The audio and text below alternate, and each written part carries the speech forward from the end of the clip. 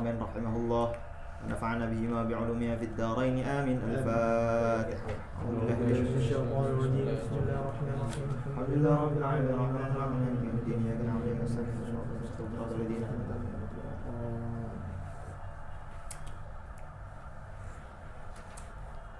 Bismillahirrahmanirrahim. Al-Qiyas. Allahu Akbar.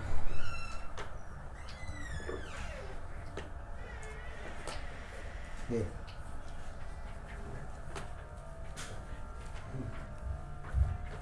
Qiyas ini merupakan satu bab yang saya pasang. Qiyas ini merupakan satu bab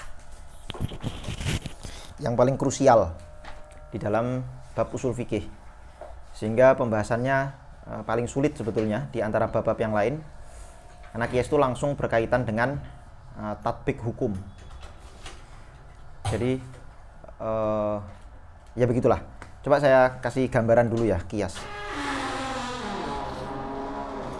Atau kita baca apa namanya?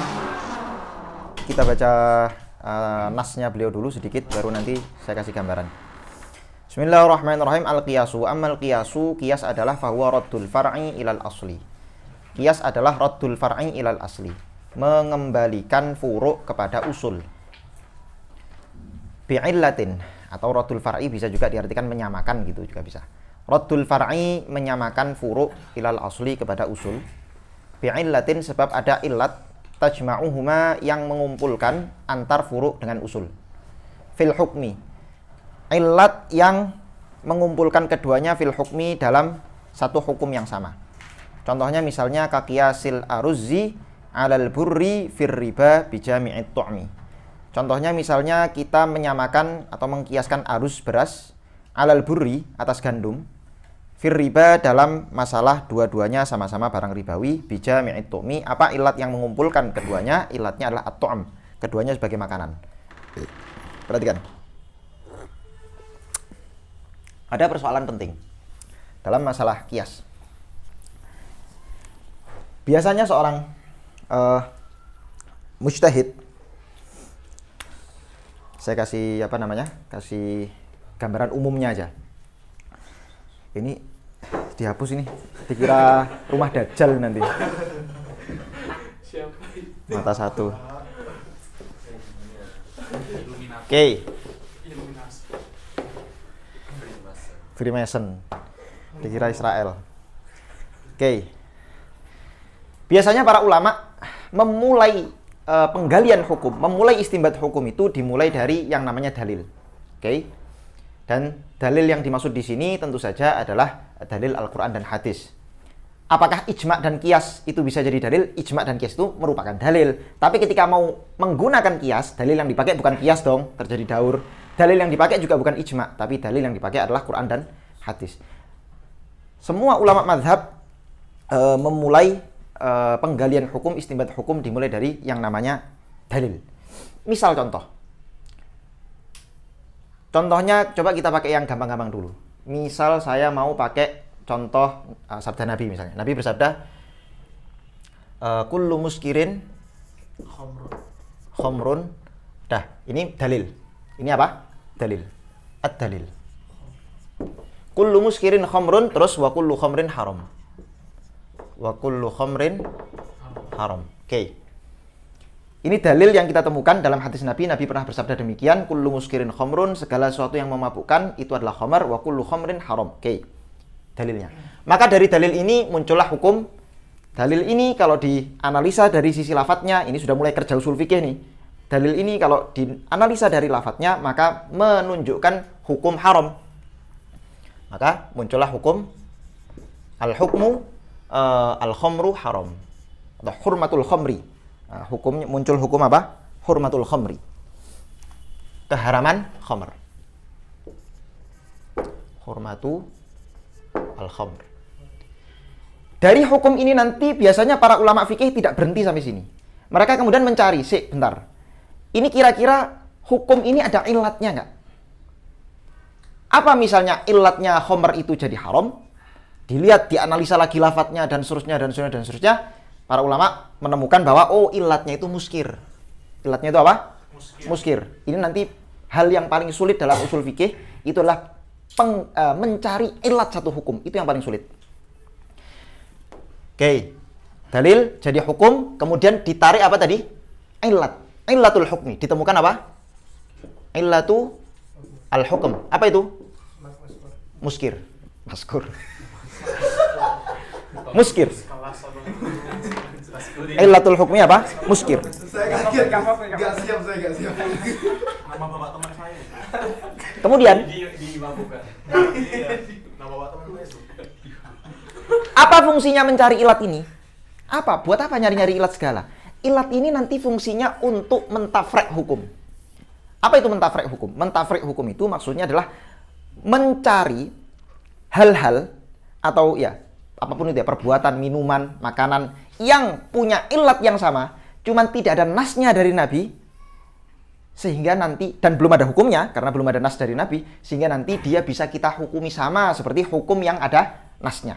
Oke, sekarang saya tanya, ganja bahasa Arab hashish ya? Yes. Saya kira gondrong kayak BNN udah. Badan Narkotika Nasional. Oke. Apa tadi? Ganja, al-hashish. Pernah nggak Nabi ngomong kullu hashishin khamr, kullu hashishin muskir, dan atau kullu hashishin haram misalnya begitu? Pernah nggak? Nggak ada. Hashish itu barangkali di zaman Nabi memang belum dikenal. Apa hashish? Ganja. Ganja. Ganja yang 17% itu. Apa iki? Apa iki? Ya Allah. Ya Allah. Astagfirullahaladzim. Oke. Muskir. Ya, saya ulangi lagi. Ada yang namanya apa? Hashish. Hashish ini nggak ada nasnya dari Nabi. Tidak ada nasnya dari Nabi. Tapi kalau dilihat dari sisi efek daripada hashish, efeknya sama-sama muskir, sama-sama apa? Memabukkan. Sama-sama memabukkan. Maka bisa para ulama mengatakan bahwa hashish ini dihukumi haram. Dihukumi apa? Haram. Alasannya kenapa? Karena ada ilat yang sama dengan ilatnya asal, sehingga nanti hashish, hukum haramnya hashish disebut hukum far'. Hukum haramnya khamr disebut hukum apa? Asal. Apa yang menyamakan antara far' dengan asal? Ilat. Ilatnya apa? Muskir. Sama-sama muskir. Sampai sini bisa difahami? Secara umum seperti ini. Nah, cuman yang kemudian menjadi masalah yang sangat-sangat pelik adalah ketika pertama ilatnya itu tidak bisa diketahui. Atau ada satu hukum tidak ada ilatnya, terus ada orang liberal, dan ini sering sekali. Saya sering melihat orang-orang liberal itu suka pakai kias untuk melegalisasi apa yang sebetulnya haram, apa yang sebetulnya dilarang, atau apa yang aslinya boleh, kemudian dia pengen cari ketidakbolehan dengan mencari-cari ilat, padahal ilatnya nggak ada. Misal apa coba? Hukum itu aslinya ya, kalau kita lihat hukum-hukum, khususnya hukum-hukum yang fardu-fardu, itu jarang sekali ada ilatnya. Contohnya misalnya adalah sholat. Contohnya apa?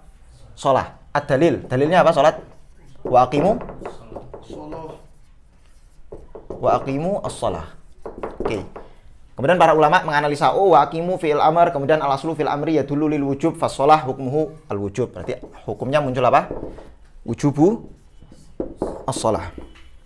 Oke. Pertanyaannya, apa ilat dari sholat coba? Dianalisa nih para ulama. Aqimus sholah. Nggak ketemu. Nggak ada ilatnya memang. Para ulama mengatakan ketika sesuatu nggak ada ilatnya, maka kita katakan dia ta'abudi.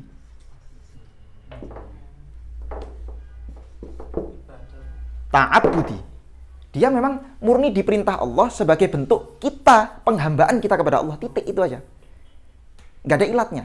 Sehingga nggak bisa kamu mengkiaskan hukum-hukum lain kepada sholat. Kamu mengatakan misalnya, oh kayaknya sholat itu ini deh. Ilatnya sholat itu adalah, kan di satu ayat itu ada ayat yang mengatakan apa?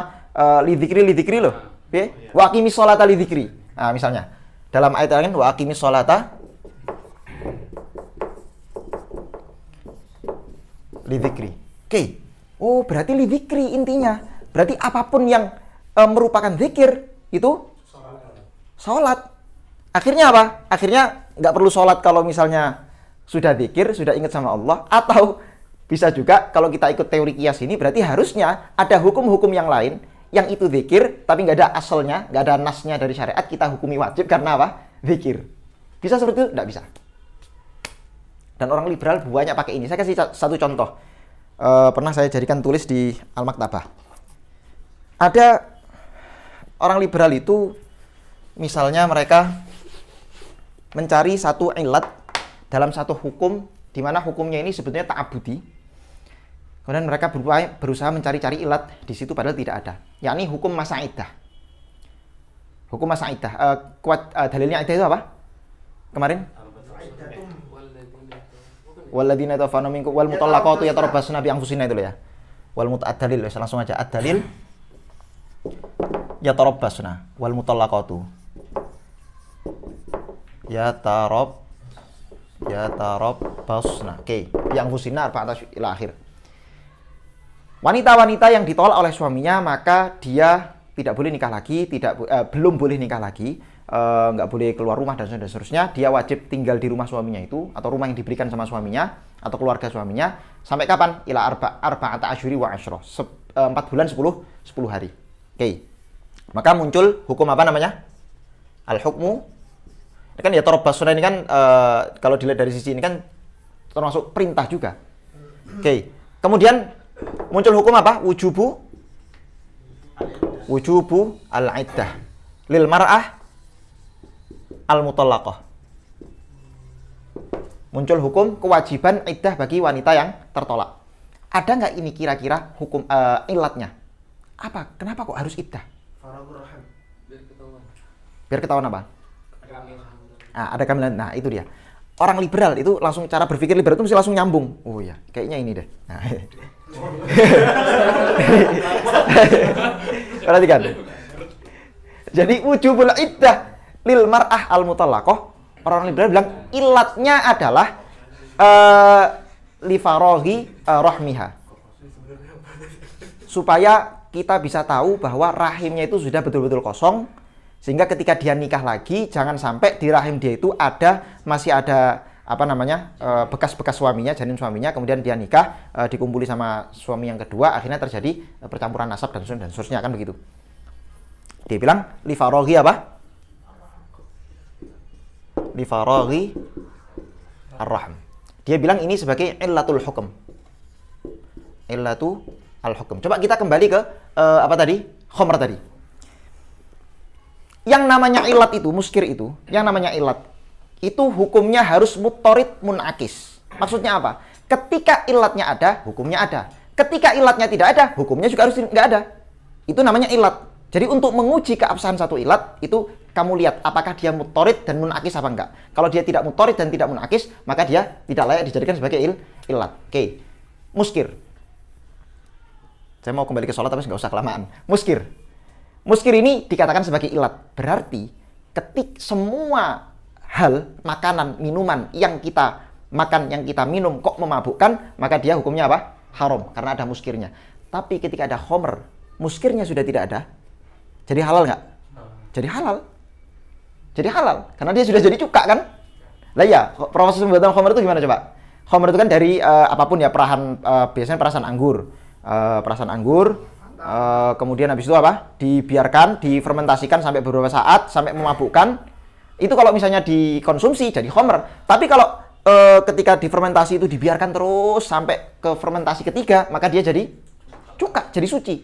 Jadi yang asalnya perasan anggur suci, kemudian jadi khamr, jadi najis, kemudian jadi cuka, jadi suci lagi. Kenapa? Karena ilat iskarnya sudah nggak ada. Ini menunjukkan bahwa muskir ini benar-benar ilat karena ketika dia ada, hukumnya ada, hukum haramnya ada. Ketika dia tidak ada, hukum haramnya nggak ada. Sekarang kita coba uji li faraghi rahm ini. Li faraghi rahm dikatakan sebagai ilatul hukum. Ilat dari hukum menjalani masa iddah. Sekarang kita cek. Berarti kalau misalnya faraghi rahm ini sudah bisa dipastikan tanpa iddah, maka harusnya iddah sudah nggak wajib. Misal ada wanita habis dicerai sama suaminya, kemudian dia di USG. Di USG, oh ternyata udah bersih nih, janin, alhamdulillah bersih, bersih, bersih pol lah, sak pol-polnya bersih. Pertanyaannya, apakah dia tidak wajib menjalin masa iddah? Atau misalnya ada wanita yang barangkali sudah lama nggak ketemu sama suaminya, berbulan-bulan, bahkan 1 tahun misalnya, kita asumsikan 1 tahun nggak ketemu sama suaminya, jelas nggak pernah kumpul dong, nggak pernah ketemu. Habis itu dia ditalak dari jarak jauh, dikasih surat anti tolikun salasan, dikasih talak, jebret, dapat dapat surat dari suaminya, langsung tertalak kan statusnya. Pertanyaannya, wajib iddah nggak? Kan itu jelas bara'u rahmiha, itu rahimnya jelas nggak ada apa-apa, setahun nggak diisi. Nah, kata para ulama, faraghur rahim ini tidak disebut sebagai illah, tapi dia disebut sebagai hikmatul hukm. Hikmatu al-hukm. Hikmah dari adanya hukum masa iddah supaya hikmahnya supaya apa? Supaya wanita itu bisa diketahui apakah rahimnya itu kosong apa tidak. Itu hikmahnya. Hikmah ini tidak bisa dijadikan sebagai dalilul hukum. Nggak bisa dijadikan sebagai dalil hukum. Karena kalau hikmah ini hikmah itu nama lainnya maqasid. Apa? Maqasid. Kalau sampai hikmah atau maqasid dijadikan sebagai dalil hukum, maka bisa kacau. Fikih bisa kacau. Coba kita tarik apa hikmahnya kira-kira dari khamr ini. Muskir. Ilatnya muskir. Hikmahnya apa coba? Hifdzul aql. Oke? Hifdzul aql. Hikmahnya apa? Al-hikmah hifdzu al-aql. Oke, hikmahnya hifdzul aql. Ini kita katakan sebagai hikmah, katakanlah, atau maqasid. Kemudian kita bilang ini bisa juga dijadikan sebagai ilat. Sehingga apapun yang merusak akal, maka dia dikatakan haram, ya kan? Dan apapun yang menjaga akal, maka dia dikatakan harus, wajib, bahkan menjaga akal kan hukumnya wajib, hifdzul aql. Sekarang pertanyaannya, kalau ada orang bilang bahwa misalnya main catur itu hifdzul aql. Kamu bilang apa? Main catur itu apa?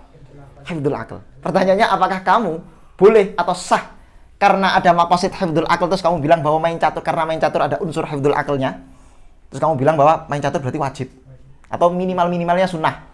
Minimalnya apa? Sunnah. Bisa bilang gitu? Ada yang mengatakan sunnah? Tidak ada sama sekali. Tidak ada sama sekali. Dan inilah pintu pertama orang liberal ketika mereka ingin melegalkan banyak sekali hukum-hukum yang asalnya tidak boleh. Karena dari maqasid ini, ini kalau pintu maqasid dibuka lebar-lebar, ini bisa banyak yang asalnya haram qat'an menjadi halal atau minimalnya mubah. Minimalnya mubah. Saya kasih terakhir satu contoh. Zakat misalnya.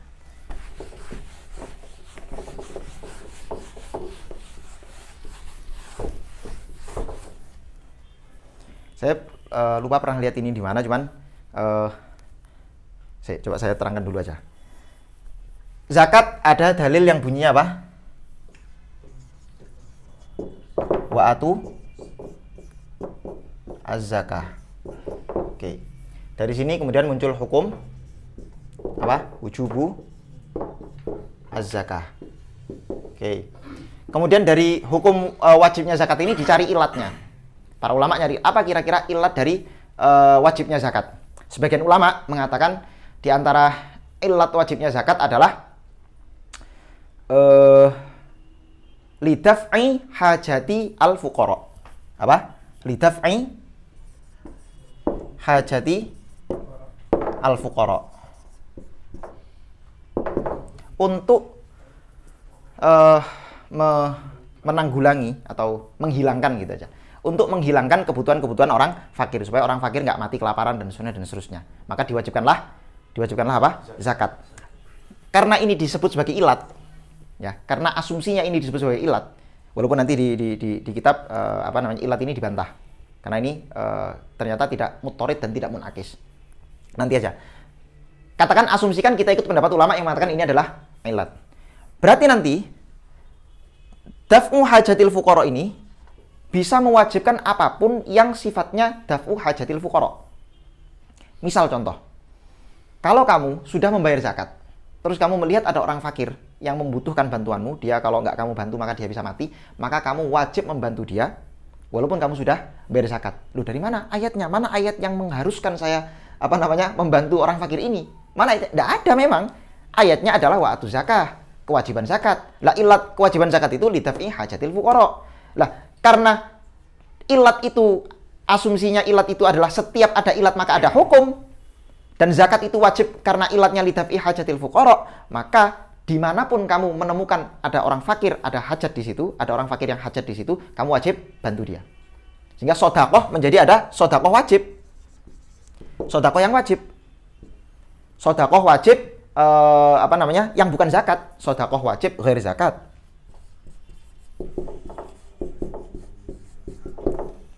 Sodakoh wajib, ghair zakat. Kemudian para ulama mikir lagi, oke, ini kira-kira ada nggak, kira-kira ada hikmahnya nggak, atau ada makosidnya nggak? Sebagian bilang, ada makosidnya. Apa makosidnya zakat? Makosidnya zakat adalah kaila yakuna dulatan bainal aghniya'i minkum. Kaila yakun dulatan baina al aghniya'i minkum. Apa ilat atau hikmah atau makosid atau hikmah?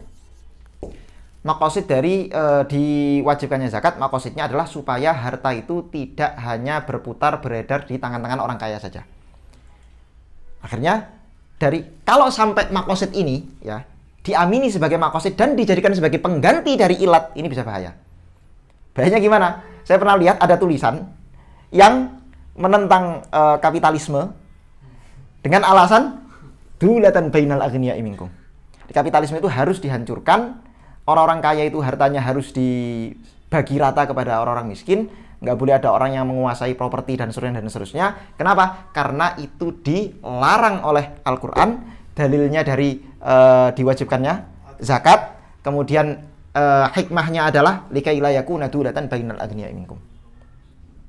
Nah, saya bilang tadi, kalau makosid ini dibuka lebar-lebar, maka dia bisa membahayakan. Bisa apa? Membahayakan. Oke, sekarang kita coba baca teksnya. Muskir ini potensi untuk itu kan? Potensi untuk apa? Mabuk gitu kan? Berarti kalau misalnya Potensi mabuk. Muskir itu ya mabuk udah. Ya maksudnya kalau misalnya kayak mabuk aja, misalnya ada orang minum segelas dua gelas belum mabuk. Iya. Ya berarti Ya. di situ potensi mabuk kan? Bukan ya, mabuk dia pada zatnya ya, zat dia itu memabukkan. Bahwa ada orang yang minum tapi tidak mabuk itu soal lain. Tapi zatnya dia muskir. Itu sama seperti orang bilang gini, khamr itu kan kalau haramnya ketika muskir. Jadi kalau saya minumnya dikit-dikit, nggak sampai muskir, sampai ya cuman apalah, katanya untuk menghangatkan badan gitu. Itu nggak haram, ya enggak dong. Makana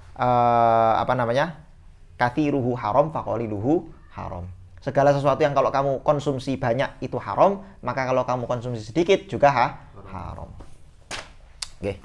Bismillahirrahmanirrahim. Al-qiyasu fa waratul far'i ilal asli bi illatin tajma'uhuma fil hukmi ka qiyasil aruzzi 'alal burri fir riba bi jami'it tu'mi. Nah, ini harusnya yang saya jadikan contoh tadi. Aku muter-muter gitu. Golek-golek contoh. Jadi di sini beliau ngasih contoh adalah yang ada nasnya dalam hadis itu adalah apa? Bur itu apa? Gandum itu barang ribawi. Nas langsung dari Nabi.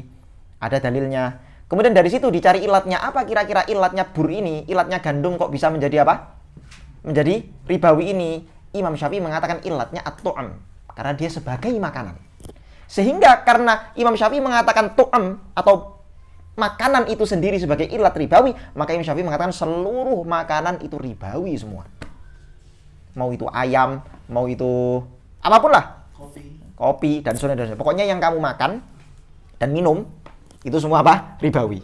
Nah, kalau imam misalnya ada ulama lain mengatakan enggak, ilatnya itu bukan ribawi, tapi ilatnya adalah muddakhir. Ilatnya apa? Muddakhir. Karena dua-duanya itu sama-sama disimpan, bisa disimpan lama. Gandum itu bisa disimpan lama dan tahan lama, beras juga bisa disimpan lama. Beda sama tomat, beda sama jambu, beda sama telur dan seterusnya. Air juga termasuk. Apa? Air. Air putih. Iya itu makanan minuman itu termasuk sama. Jadi jual beli air putih dengan air putih itu harus memenuhi syarat-syarat barang ribawi. Oke. Kemudian wahwa yang qasimu ila thalathati aqsam. Lah yang namanya kias itu ada 3 macam. Yang pertama ila qiyasi illatin. Ada kias illah. Apa itu kias illah? Yang saya jelaskan ini tadi contoh kias illah semua sebetulnya. Wa qiyasi dalalah wa qiyasi syabah. Ada kias illah, kias dalalah dan kias syabah. Fa qiyasul illah, kias illah adalah makanatil illah fi mujibatan lil hukmi. Ini yang saya bilang tadi. Apa itu kias illah? Kias illah adalah satu kias yang ilatnya itu mujibatan lil hukmi. Kalau ada ilat maka ada hukum. Bihaitsu la yahsunu aqlan takhallufuhu. Yakni akal kita menganggap enggak layak, la yahsun enggak, bukan la yujib ya, la yahsun. Akal kita menganggap enggak layak kayaknya kalau sampai ada ilat ini tapi hukumnya enggak ada, itu enggak layak. Contohnya apa? Kaqiyasid darbi ala ta'fifi lil walidaini fit tahrim bi illatil idza. Dalam Al-Qur'an kan dikatakan apa? Fala taqul lahuma uf. Kita dilarang mengatakan uf kepada orang tua. Ada nggak di Al-Qur'an misalnya kata-kata fala tadribu rusahuma misalnya, jangan kamu pukul kepala mereka. Lu karena nggak ada aturan dalam Al-Qur'an memukul, maka boleh dong saya memukul, menendang boleh dong. Nah, kita harus tahu larangan fala taqul lahuma uffin itu larangannya ilatnya apa ilatnya? Ilatnya adalah idza. Jadi kalau saya bilang hukum, bilang dalil, hukum, ilat, karena harus langsung tertasawur tuh. Hukum, dalil, hukum, ilat, dalil, hukum, ilat. Makosid nanti terakhir. Tapi di sini beliau nggak saya bahas makosid. Karena makosid itu sebetulnya, sepanjang nanti nggak usah. Oke, apa tadi? Hah? Ya, ilatnya memukul itu apa? Idza, menyakiti orang tua. Kenapa kita nggak boleh mengatakan uf kepada orang tua? Karena itu idza, menyakiti orang tua. Sehingga apapun yang ada unsur idza kepada orang tua, hukumnya juga haram. Lah kalau uf saja dikatakan idza dan haram, apalagi memukul dan seterusnya dan seterusnya. Sehingga ilat idza ini la yahsunu aqlan takhallufuhu. Akal kita kayak seolah-olah nggak mungkin lah kalau sampai ada idza kok tapi nggak ada hukum haram, itu tidak mungkin. Oke. Wa qiyasud dalalah wa wal istidlal bi ahadin nadhiraini. Kalau qiyas illah itu hasilnya qat'i. Artinya diyakini. Hasilnya apa? Diyakini. Tapi kalau qiyas dalalah itu hasilnya ya mukhtalaf karena di bawah qiyas illah. Qiyas dalalah adalah al istidlal bi ahadin nadhirain. yakni menggali hukum dari 2 nadhirain, dari 2 hal yang sama-sama ya nadhir lah, sepadan kira-kira begitu. Alal akhar wa huwa an takunal illatu dalatan 'alal hukmi wa la takuna mujibatan. Bedanya cuma satu aja, sama-sama ada ilatnya, tapi yang satu ilatnya, yang qiyas ilah itu tadi, ilatnya mujibah lil hukmi. Kalau yang ini ilatnya itu apa?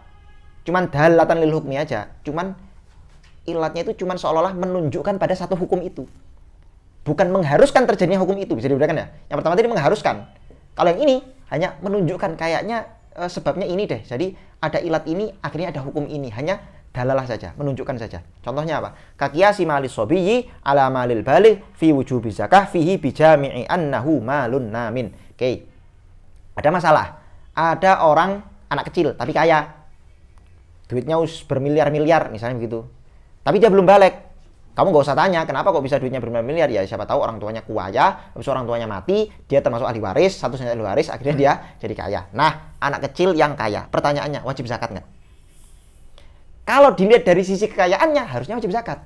Tapi kalau dilihat dari sisi dia belum balik, lah orang balik ya harusnya belum mukallaf, nggak punya kewajiban apapun, sholat nggak wajib, puasa nggak wajib, haji nggak wajib, zakat ya harusnya nggak wajib. Lalu bagaimana?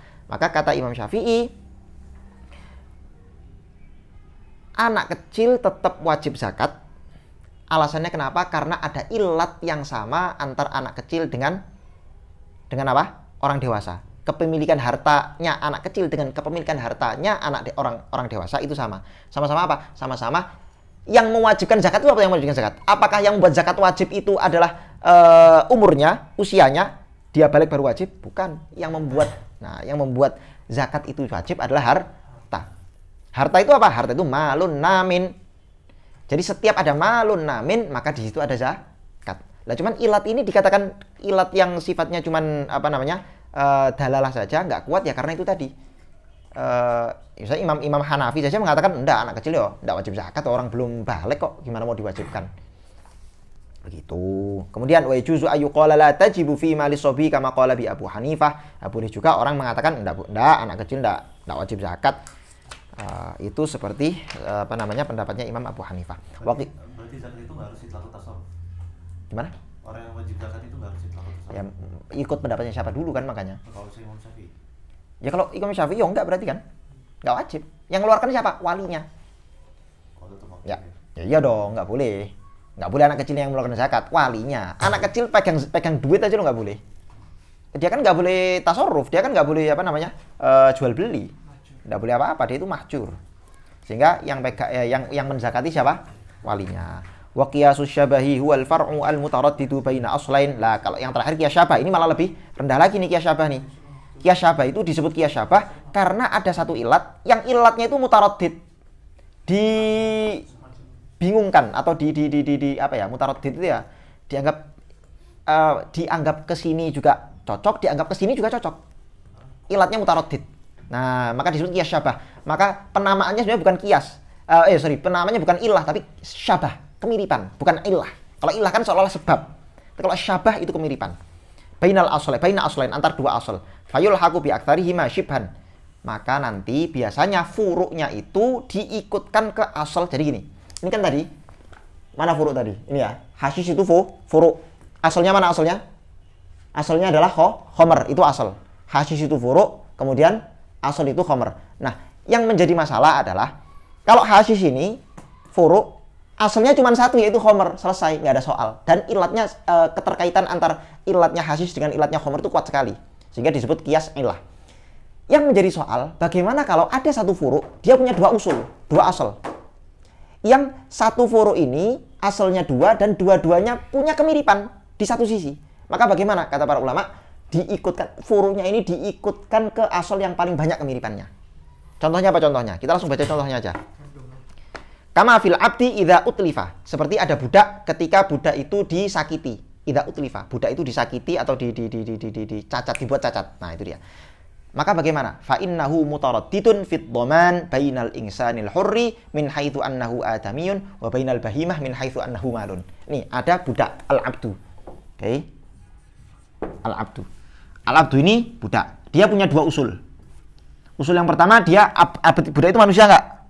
Manusia, maka dia disebut al-insan al-hur. Manusia yang merdeka. Sama, dia asalnya sama-sama manusia, kira-kira begitu, sama-sama manusia. Tapi ada asal yang lain. Karena budak itu kan diperjualbelikan kan? Lah manusia bisa nggak? Manusia bebas diperjualbelikan? Nggak bisa. Ya ijaroh, tapi bukan ini. Bukan diperjualbelikan. Abad itu bisa diperjualbelikan. Bisa juga dia, misalnya, ya kalau misalnya dia rusak, kalau budak itu misalnya ada anggota tubuhnya yang ini dibuat cacat oleh orang lain, maka nanti bisa diminta gantinya. Itu mirip seperti hewan. Maka jangan-jangan budak itu asalnya juga adalah bahimah, hewan.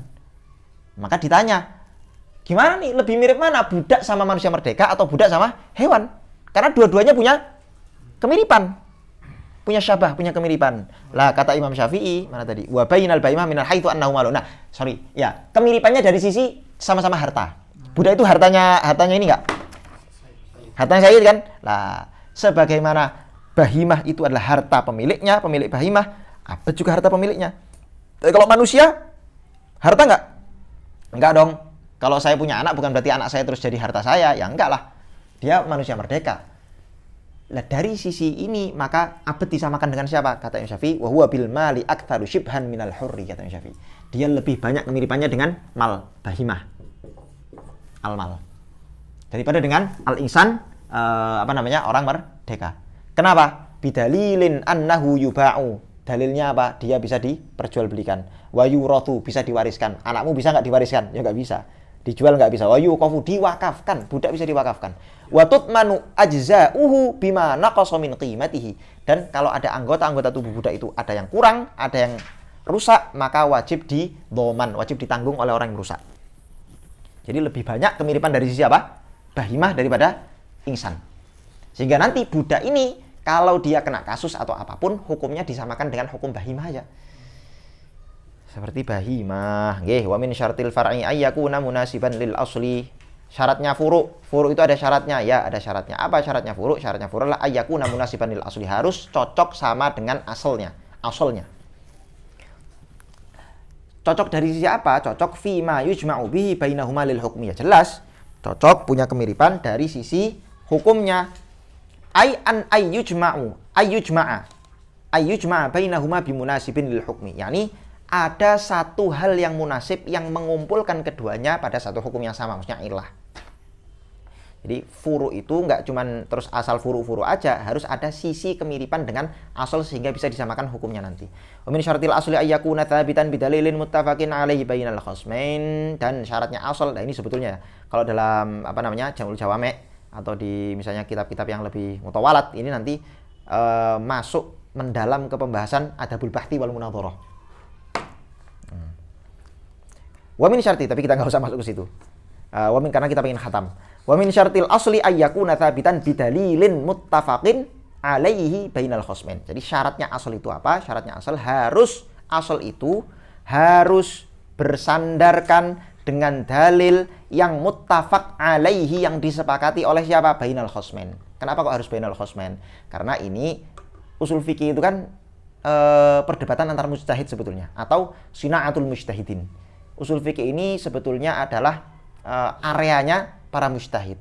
Nah, yang namanya antar satu mujtahid dengan mujtahid lain itu pasti punya sudut pandang masing-masing. Sehingga antar mujtahid itu nggak boleh diam di rumah, nggak ngapa-ngapain, nggak ketemu sama siapa-siapa, nggak boleh. Mujtahid itu harus tahu realitas, ketemu sama mujtahid lain, diskusi sama mujtahid lain. Sehingga kalau terjadi diskusi antara mereka berdua, misalnya ini hukumnya apa, dalilnya apa, ilatnya apa, kalau mereka pengen sampai pada kesepakatan, tentu saja kalau mau pakai kias, asalnya itu harus asal yang muttafaq, nggak boleh diperselisihkan. Liyakunal qiyas hujjatan 'alal khasmi, supaya kiasnya itu bisa menjadi hujjah 'alal khasmi, atas lawan diskusinya. Fa in lam yakun khasmun, kalau misalnya nggak ada khasm, fasyartu thubutu hukmil asli bidalilin yaqulu bil qiyas. Oke. Kalau misalnya dia tidak sedang berdiskusi, maka fasyartu, syaratnya asal ini apa syaratnya asal? Syaratnya asal adalah thubutu hukmil asli. Hukum asal itu harus subut, harus sabit bidalilin, dengan satu dalil yaqulu bihil qiyas, yang dalil itu sudah diucapkan atau diutarakan oleh al-qiyas, orang-orang ulama-ulama yang ahli mengkiaskan sesuatu. Kemudian wa min syartil illah an tattarida fi ma'lulatiha. Kalau misalnya kalian belum terlalu paham masalah ini, ya wajar.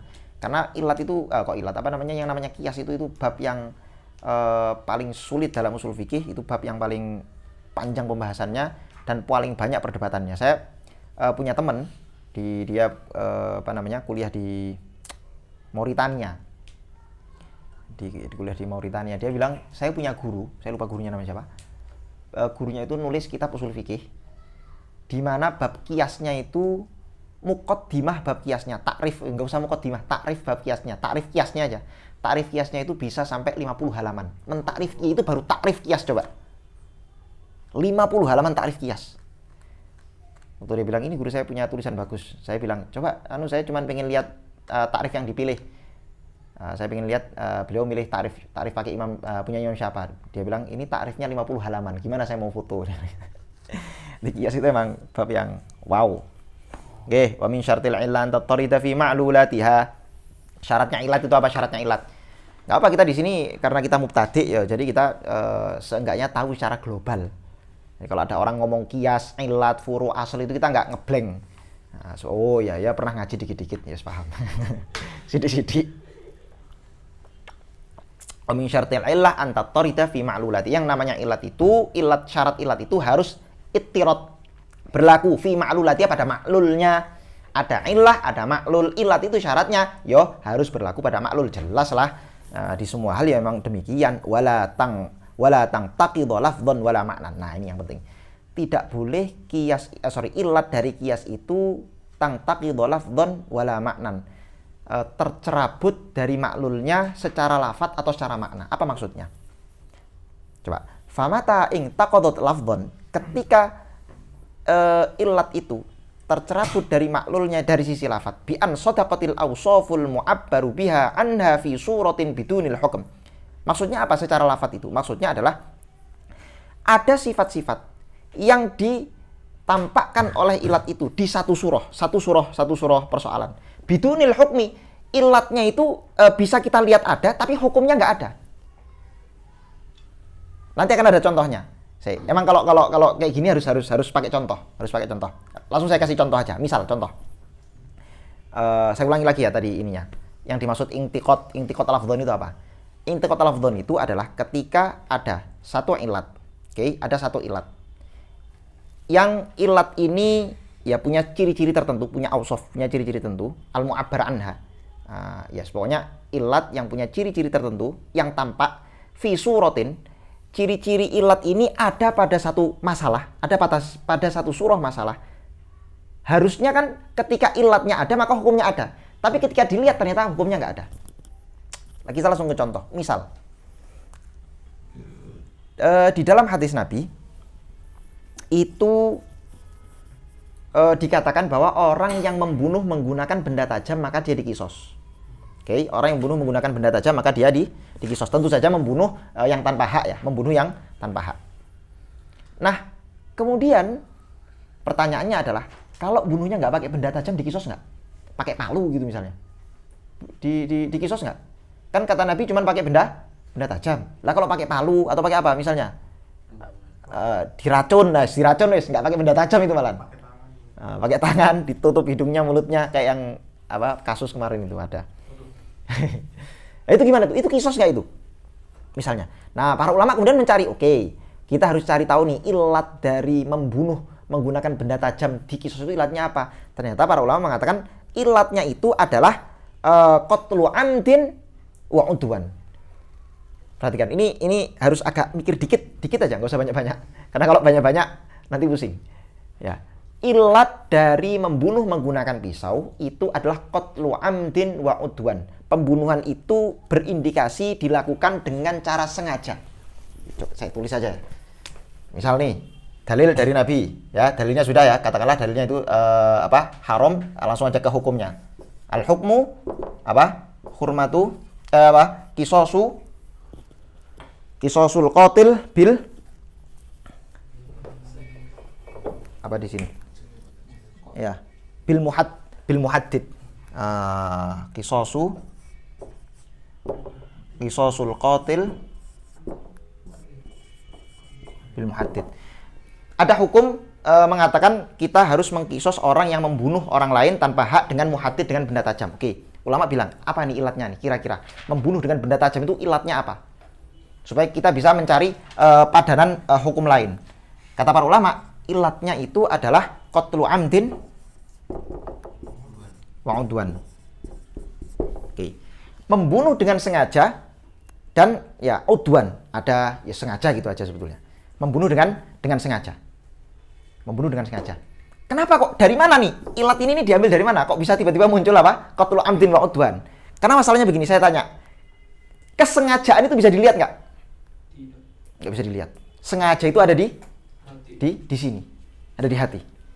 Yang namanya sengaja, amat wa udwan itu cuma ada di hati. Beda sama muskir. Kalau muskir itu ilatnya kelihatan. Orang mabuk itu kelihatan. Tapi kalau qatl amdan wa udwan itu hanya ada di hati. Sehingga para ulama bilang, untuk mengetahui apakah dia amdan wa udwan, maka kita lihat alat yang dipakai apa. Kalau alat yang dipakai itu alat-alat yang biasanya digunakan untuk amdan wa udwan, maka itu bisa dijadikan sebagai indikasi bahwa perbuatan itu amdan wa udwan. Tapi kalau misalnya alat yang dipakai misalnya cuma tepuk tangan terus kemudian mati, Apil sama Rio bercanda, kemudian satu mukul pelan plek, mati yang satu pleng misalnya. Lah itu jelas mukulnya itu amdan. Mukulnya itu apa? Amdan, tapi tidak ada udwan. Lah udwan itu, yang namanya udwan itu kan di hati. Nggak bisa dilihat, maka dilihat, pakai tangan. Kalau pakai tangan insya Allah nggak udwan lah. Tapi kalau pakai muhaddid ya jelas apa? Udwan. Sehingga para ulama mengatakan pokoknya setiap benda-benda yang mengindikasikan pembunuhan itu dilakukan secara amdan wa udwan itu bisa mujibun lil qisos. Maka bil mutsaqqal, membunuh menggunakan mutsaqqal itu apa? Mewajibkan kisos. Membunuh menggunakan mutsaqqal mewajibkan kisos. Nah, ada masalah nih sampai di sini nih. Oke. Tadi dikatakan, ini lafadznya ini nih. Tadi kan beliau bilang intaqadat al-lafdhu kan. Ini lafadznya. Qatl amad wa udwan. Lafadz ini yang menjadi masalah ketika saya mendatangkan satu surah di mana ada indikasi qatl amad wa udwan tapi hukum kisosnya nggak ada. Kapan itu? Ketika ada orang tua membunuh anaknya. Amdan wa udwan. Pertanyaannya, orang tuanya dikisos nggak? Nggak dikisos. Padahal ada amdan wa udwannya. Kenapa nggak dikisos? Maka ini dikatakan ilat ini bermasalah. Dikatakan ilat ini bermasalah. Walaupun sudah ya ada banyak perdebatan ala kulli hal, kemudian dijawab sebetulnya mujibun lil kisos, cuman karena ada masalah lain, yakni karena itu asal lil far', itu nanti pembahasannya beda dan seterusnya dan seterusnya dan seterusnya. Oke, saya cuma mau pengen jelaskan maksud dari farad ini aja. Au maknan, atau intiqotnya itu intiqot makna. Bi an wujidal maknal mu'allilu bihi fi suratin bidunil hukmi. Nah, ini nanti kalau kita sudah paham lafdhon, nanti makna lebih gampang lagi. Mana tadi? Suratin bidunil hukmi fasadal qiyas, maka kiasnya batal. Maka kiasnya apa? Kiasnya batal. Sehingga di sini ya, kalau ini tadi kalau ini sampai batal, kan tadi kan ini kan jejaknya sebagai ilat kan, dan ternyata bisa dibatalkan dengan surah yang orang tua bunuh anak, ternyata enggak dikisos, padahal ada amdan wa udwan. Kalau kias ini batal, maka batal juga kita mengkiaskan al-qatil bil mutsaqqal. Membunuh dengan benda-benda yang tidak tajam, benda-benda berat, maka tidak dikisos. Jadi kenapa? Karena apa? Ilatnya batal. Kalau ilatnya batal, maka kiasnya juga batal. Sehingga sebagian ulama, kalau saya nggak keliru, Imam Abu Hanifah apa ya? Ya betul. Wahada, yang barusan saya terangkan tadi, yang mengatakan ini kiasnya sah, itu madzhab jumhur. Tapi Imam Abu Hanifah mengatakan la yajibul qisas bil qatli bil mutsaqqal. Oke. Allahu Akbar. Kenapa? Kias sendiri itu nggak boleh ada mustasayat. Kenapa? Kias sendiri itu nggak boleh ada mustasayat. Gimana kan? Kias sendiri? Nggak, ya kias itu nggak boleh ada pengecualian sesuatu gitu. Bisa kayak tadi itu anak ke bapak itu pengecualian karena segala macam itu. Iya. Harusnya terbebas dari pengecualian semacam itu. Tapi ternyata nyatanya para ulama, misalnya jumhur bahkan mengatakan ini pengecualian yang sah ini tidak membatalkan ilat pengecualian ini, gitu loh. Dan itu makanya saya bilang tadi, ini terjadi perdebatan panjang yang saya pun belum mengikuti perdebatannya. Oke. Ka'an al-awwal. Nah, kita langsung contoh yang pertama. Ini yang saya jelaskan tadi. Ka'an yuqala fil qatli bil mutsaqqal annahu qatlu amdin wa udwan fayajibu bil qisas kal qatli bil muhaddid. Fayang taqidu dzalika bi qatlil walid waladahu fa innahu la yajibu bi qisasun. Nah, ini yang saya jelaskan tadi ya. Langsung paham kan saya ini? Oke. Watsani yang kedua. Ka'ay yuqala tajibu zakatu fil mawashi li daf'i hajatil faqir. Nah, ini yang saya jadikan contoh zakat tadi ya. Udah saya hapus. Oke. Zakat itu ilatnya apa coba? Yang saya bilang tadi, li daf'i hajatil faqir. Ini ilat. Coba sekarang kita uji ilatnya. Apakah ilat ini mutorid dan munakis apa enggak secara makna? Jadi makna daf'u hajatil faqir itu, itu mutorid munakis enggak? Ternyata dikatakan fayuqalu yang taqidu dzalik, itu bisa dibantah ternyata. Dengan apa? Biwujudihi fil jawahir wala zakata fiha. Sekarang apakah yang bisa digunakan untuk daf'u atau menghilangkan hajatnya orang fakir cuman beras? Cuman emas? Enggak dong. Kalau saya punya intan itu bisa saya gunakan untuk daf'u hajatil fuqara enggak? Bisa dong. Tapi pertanyaannya, apakah intan itu wajib zakat? Enggak wajib. Berarti daf'u hajatil fuqara ini tereliminasi sebagai ilat. Terus enggak ada ilat yang selain itu berarti? Apa? Zakat. Ya zakat tadi kan tereliminasi sebagai ilat. Berarti Ya. ilat lainnya apa? Belum terindikasi gitu. Nggak tahu ya, atau saya yang belum baca. Tapi kayaknya biasanya emang kalau hukum-hukum yang masuk rukun-rukun Islam itu langsung ta'abudi. Kenapa kok yang wajib emas enggak, intan enggak? Ya sudah ta'abudi. Ngapain kamu tanya-tanya? Yang saya tahu begitu, biasanya begitu. Bahwa itu nanti apakah ada ilatnya apa enggak? Allah alam, saya enggak tahu. Jawahir intan. Hah? Jawahir itu intan, ya. Kalau nggak intan permata, kamu cari aja. Yang penting bukan emas perak lah, kira-kira begitu. Karena kan yang wajib kan cuma 2 aja, emas perak. Permata nggak wajib, akik nggak wajib. Padahal akik mahal nggak, Dan? Oh mahal, akik mahal. Batu akik. Kalau muakisah maksudnya gimana? Hah? Harus mutarida dan muakisah. Muakisah maksudnya? Ya itu sebenarnya satu ini aja. Mutorid itu bedanya gini bedanya. Kalau mutorid itu misalnya mutorid itu kalau ilatnya itu ada, maka hukumnya ada. Kalau munakis berarti kalau ilatnya nggak ada, hukumnya harus ikut nggak ada. Karena nanti ada keadaan di mana ilatnya ada, mutorid tapi nggak munakis. Ilatnya ada tapi ilatnya ada, hukumnya ada. Ketika ilatnya nggak ada, hukumnya masih ada. Artinya ini tidak bisa dijadikan sebagai ilat berarti kan ketika diuji secara mutorid munakis. Oke. Wa min syartil hukmi an yakuna mithlal illati fin nafyi wal itsbat. Ini yang saya bilang tadi. Syarat dari hukum.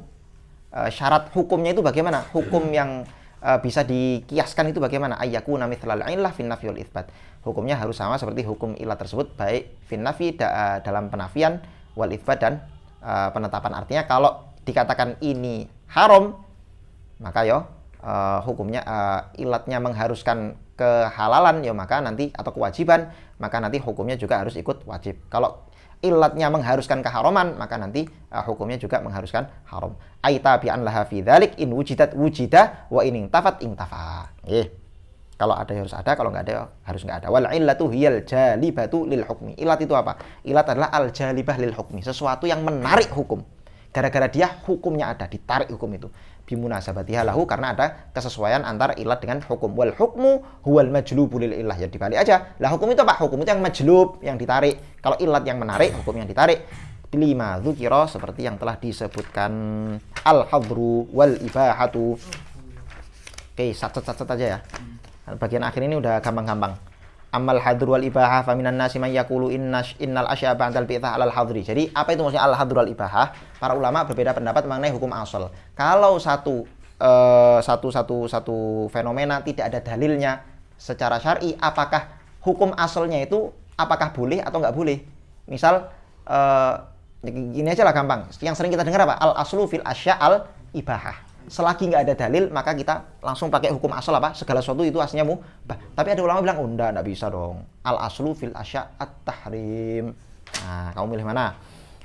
Al hadru yani at-tahrim. Al hadru yani at-tahrim. Wa ammal hadru wal ibah fa minan nasi may yaqulu innal asya ba'dal bi'tsah alal hadri. Pokoknya kalau Nabi sudah diutus, maka harusnya semua itu sudah dihukumi oleh Nabi, sehingga kita nggak boleh berbuat sesuatu kalau kita belum tahu itu hukumnya apa. Kalau kita belum tahu hukumnya apa, maka langsung diharamkan. Ai ala sifatin hiyal hadri, yakni kita hukumi pada satu sifat al hadru. Illa ma abahatu syar'iyyah, kecuali apa-apa yang dibolehkan syariat. Fa in lam yujad fi syari'ah ma yadullu 'ala al-ibahah fa yatamassaku bil asli wa huwa al-hadru. Sehingga kalau kita enggak nemukan ada hukum syariat yang menjadikan dalil kebolehan, yang menjadi dalil kebolehan perkara tersebut, fa yatamassaku bil asli, maka kita harus pakai hukum asal apa itu? Al-hadru. Tapi wa minan nasi man yaqulu bididdihi, sebagian ulama ada kalau disebut nas itu mesti ulama dan enggak terus supir trimko bakul full ya enggak begitu. Dan jadi kalau dalam kitab-kitab fikih, usul fikih disebut minan nas itu maksudnya apa? Ulama. Wa minan nas, dan ulama yang level tinggi enggak ecek-ecek. Wa minan nasi may yaqulu bididdihi, sebagian ulama ada yang justru berpendapat sebaliknya, al aslu fil asya al ibahah wa anal asla fil asya ba'dal bi'tsah annaha 'alal ibahah illa ma hadrahu syar'u, kecuali apa-apa yang diharamkan oleh syariat. Was sahih at-tafsil. Lah ini enak, jadi beliau ngasih satu perincian. Apa kata beliau? Was sahih at-tafsil. Pendapat yang sahih itu ditafsil harusnya. Wa huwa annal mudharra 'ala tahrim wal manafi' 'alal mudharra 'ala tahrim wal manafi' 'alal hil. Ya pokoknya segala sesuatu yang kok kayaknya ada mudaratnya ya al aslu fi hadil masalah at-tahrim. Tapi kalau misalnya hal-hal yang enggak ada dalilnya tapi kok kayaknya ngasih manfaat, ya berarti apa? Amma qablal bi'tsati fala hukma yata'allaqu bi ahadin. Kalau belum diutus nabi, belum ada nabi yang diutus atau belum ada jamaah tabligh yang datang ke rumahnya membawa risalah Islam ke situ, maka bagaimana? Maka hukumnya apa? Hukumnya adalah gimana? Surat Al-Isra. Allah tidak akan mengadab satu orang sebelum diutus. Wa ma kunna mu'adzibina hatta nab'atsa rasula. Enggak ada hukum yang berkaitan dengannya.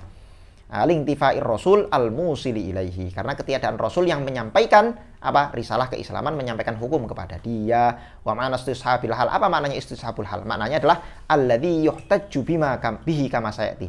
Istishabul hal adalah sesuatu yang bisa dijadikan hukum kama sayati sebagaimana yang akan datang. Artinya ketika tidak ada dalil syariat, maka kita menggunakan dalil istishab. Dalil apa? Istishab. yakni hukum lama, hukum sebelumnya, bagaimana hukum sebelumnya, kira-kira begitu. Ayyustashaba al aslu. Oh enggak, istishab itu digunakan untuk banyak makna. Di sini yang dimaksud adalah ayyustashaba al aslu, yakni kita menggunakan hukum asal, al adam al asli, yakni kita anggap ketiadaan, al aslu al adam, segala sesuatu itu aslinya enggak ada. Inda adami dalil syar'i, kapan itu? Ketika tidak ada hukum syariat. Bi an lam yajidhul mujtahid ba'dal bahthi anhu biqadri taqah. Ketika seorang mujtahid tidak menemukan ada dalil syar'i setelah dia mengkaji biqadri taqati, seukuran kemampuan dia. Ka'an lam yajid dalilan ala wujubi shaumi Rajab. Misal, seorang mujtahid tidak bisa menemukan dalil satupun dalil yang mewajibkan puasa Rajab. Maka bagaimana? Fayaqul, dia mengatakan la yajibu, enggak wajib puasa Rajab itu. Lah dari mana kok enggak ada dalilnya, kok bisa bilang enggak wajib? Bistishabil hal. Ya, pada dasarnya segala sesuatu itu tidak wajib kecuali kalau diperintah, itu pun perintahnya harus tegas. Ay al-adam al-asli wa huwa hujjatun jazman. Dan ini secara pasti bisa dijadikan sebagai hujjah. Nah, ini makna istishab yang saya maksud tadi. Ammal istishab al-masyhur. Adapun makna istishab yang masyhur, alladzi huwa thubutu amrin fiz zamani tsani li thubuti fil awal fa hujjatun indana. Menurut Imam Syafi'i, istishab yang dalam mazhab Syafi'i, istishab itu apa? Istishab itu adalah saya menganggap benda ini atau barang ini yang saya nggak tahu hukumnya apa, tapi saya tahu dulu dia hukumnya seperti apa, maka hukum sekarang saya hukumi seperti hukum dulu. Misal, saya nggak tahu nih, ini HP ini punyanya siapa? Saya nggak tahu punyanya siapa. Bisa jadi punya Zidan, bisa jadi punya Rizky, dan seterusnya. Tapi saya tahu bahwa dulu HP ini punyanya Habib. Maka sampai sekarang pun kalaupun saya nggak tahu HP ini punyanya Habib atau sudah Habib jual sama Zidan, dijual sama Rizky, saya tetap menghukumi dengan istishab, saya anggap ini tetap HP-nya Habib. Walaupun saya nggak tahu apakah hakikatnya ini sudah dijual apa belum. Itu namanya istishabul hal dalam mazhab Syafi'i. Dan ini dijadikan hujjatun indana. Sehingga nanti misalnya kamu melihat ada air yang terletak di samping WC. Kemarin kamu yang naruh air itu, kamu tahu air itu suci, kamu yang naruh. Besoknya kamu kembali lagi, airnya masih penuh, kamu khawatir, ini udah kemasukan najis belum ya? Karena ini samping ini pas, ini samping kloset pas, ini bisa jadi kena najis dan seterusnya. Kamu istishab, udah kemarin suci, berarti sekarang juga. Fahujjatun indana itu bisa dijadikan hujjah di mazhab kita dunal Hanafiyah, tapi menurut Imam Hanafi tidak. Fala zakata indana 20 dinaran naqisatan taruju rawajal kamilah bil istishab. Masyaallah. Menurut kita, kalau kan gini, nisabnya emas itu berapa? 20 dinar. Masalahnya 20 dinar itu bukan 20 dinar. Mithqal, berapa? 20 mithqal. Lah biasanya 20 mithqal itu ya 20 dinar biasanya. Yang jadi masalah, bagaimana kalau ada duit 20 dinar tapi tidak sampai 20 mithqal. Jadi misal duit itu 1 dinarnya cuman 10 mithqal. Berarti kalau 20 dinar berarti berapa? 2. Kalau 20 dinar berarti cuman 20 ya? 1 dinar cuman 2 sorry. 2 mithqal. Ya, 1 dinar 1 mithqal katakanlah. 1 mithqal 10 dinar deh. Enggak sih, hakikatnya saiki aku takut hakikat 1 dinar itu pirang mithqal? 1. Oh, 1 mithqal. Oh iya 1 ya. Oh iya sorry. 1 mithqal. Oke. Berarti duit dinar itu menjadi wajib zakat ketika dia jumlahnya berapa? 20 dinar. Yang itu artinya 20 mithqal karena 1 dinarnya kita anggap 1 mithqal. Bagaimana kalau ada 1 dinar dia cuma setengah mithqal? 1 dinar nih, betul-betul 1 dinar, tulisannya 1 dinar tapi mithqalnya dikurangi. Jadi 1. Pertanyaannya jadi setengah. Pertanyaannya apakah dia tetap wajib zakat? Dari Syafi'i enggak. Yang wajib itu dengan ukuran mithqal, bukan pakai ukuran dinar. Fala zakata indana fi 20 dinaran naqisatan. Tapi meskipun naqisah taruju rawajal kamilah. Misal, jadi ada emas 20 mithqal. 20 dinar tapi Syuf, emas 20 dinar tapi ukurannya nggak sampai 20 mithqal. Ukurannya katakanlah misalnya cuman 15 mithqal. Cuman apa? 15 mithqal. Berarti kurang 5 mithqal. Cuman dinar 15 mithqal ini kalau kamu jual kamu bisa dapat emas 20 mithqal. Pusing nggak? Katakanlah kamu dapat gini, kamu dapat perak. Perak itu berapa? 200 berapa? Perak itu. Perak berapa nih somnya? Berapa? 200? 200 dirham. Dapat 200 dirham. Tapi beda sih ini so perak. Enggak, ini taruh juru wajal kamil itu maksudnya adalah dia kalau dihargai harganya tetap harga 20 miskol. Mungkin ya di gambaran saya itu emasnya ini agak bocel-bocel. Dinarnya itu apa? Bocel-bocel. Aslinya kalau dia ditimbang nih, ditimbang semua emasnya itu ditimbang, dia nggak sampai 20 miskol. Tapi kalau kamu buatkan jajan itu bisa jadi kembaliannya nanti bisa orang nganggap itu masih 20 mithqal walaupun sudah bocel-bocel. Nah, gitu gimana tuh? Emas yang sudah bocel-bocel yang kalau kamu timbang dia kurang dari 20 mithqal, tapi harganya kalau kamu naik terimku tuh, misalnya naik terimku 1 mithqal, walaupun agak bocel-bocel, kamu bayar terimku masih sah. Orang terimkunya masih mau nerima. Wajib dizakati enggak itu? 20 mithqal. 20 dinar itu. Dalam mazhab Syafi'i tidak wajib zakat. Fala zakata indana fi 20 dinaran naqisatan taruju wajal kamilah. Meskipun itu bisa dihargai dengan harga sempurna bil istishab karena pakai dalil istishab karena pada dasarnya segala sesuatu yang kurang dari 20 mithqal itu tidak wajib zakat. Jadi walaupun ini sudah 20 dinar yang seharga 20 mithqal tapi karena kurang dari 20 mithqal maka dia apa? Enggak wajib zakat. Ta'arudul adillah. Bagaimana kalau misalnya terjadi ta'arud, pertentangan antar dalil? Wa ammal adillah fayuqaddamul jaliyu minha 'alal khafi. Jelas ini bab akhir ini gampang-gampang. Ammal adillah kalau ada dalil fayuqaddamul jaliyu minha 'alal khafi, maka wajib didahulukan dalil yang jali, yang terang benderang daripada yang khafi. Jadi kalau misalnya ada dalil nasnya sharih tidak menggunakan kinayah, tapi ada dalil hadis lain yang menggunakan sigot-sigot kinayah, kita gunakan yang mana? Yang tidak ada kinayah-kinayahnya. Wa dzalika kadz-dzahir wal mu'awwal. Ini contohnya dzahir dan mu'awwal. Fa yuqaddamul lafdhu fi ma'nahul haqiqi ala ma'nahul majazi. Jelas. Wal mujibu lil ilmi 'ala al mujib lidzan. Dalil yang al mujib lil ilmi, yakni misalnya riwayatnya mutawatir itu kan mujib lil ilmi. 'Ala al mujib lidzan kita harus dulukan daripada yang mujib lidzan, bertentangan dengan misalnya hadis ahad. Ya jelas. Wa dzalika kal mutawatir wal ahad. Fa yuqaddamul awwal illa ayyakuna 'amman. Beda kalau misalnya yang satu am yang satu khos, fayukhassu bitsani, maka ditaksis. Kama taqaddam sebagaimana penjelasan am dan khos yang telah lalu. Min takhsisil kitab sunnah, boleh loh kita mentaksis kitab dengan sunnah. Kan kitab itu mutawatir, sunnah Nabi ahad, boleh enggak ditaksis? Boleh. Wan nutqu min kitabin aw sunnatin 'alal qiyas. Boleh juga kita mentaksis an-nutqu, yakni an-nutq itu maksudnya apa? Quran hadis 'alal qiyas. Oh sorry, enggak salah. Wan nutqu kita wajib mendahulukan an-nutqu. Wah, ini wawunya atau ini. Awanutku kita wajib mendahulukan an-nutqu yakni Quran hadis daripada apa? Qiyas. Itu jelas. Illa ayyakuna nutqu aman. Nah, beda. Soal beda lagi kalau misalnya Quran hadisnya itu am fayukhassu bil qiyas, maka boleh ditaksis dengan qiyas. Yang enggak boleh apa kemarin? Yang enggak boleh apa kemarin? Hah? Nasakh.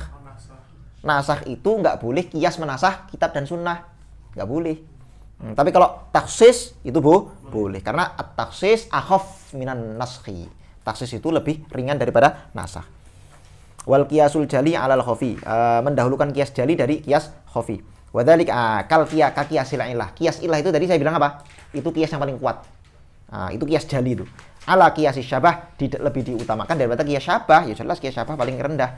Fa in wujida fin nutqi min kitabin aw sunnatin ma yughayyirul asla ay al-adam al-asli alladhi yu'abbaru an istishabihi bi istishabil hal fawadhihun annahu yu'mal bin nutqina. Kalau misalnya kita menemukan ada dalil-dalil dari Quran dan sunnah yang merubah status hukum asal, maka bagaimana?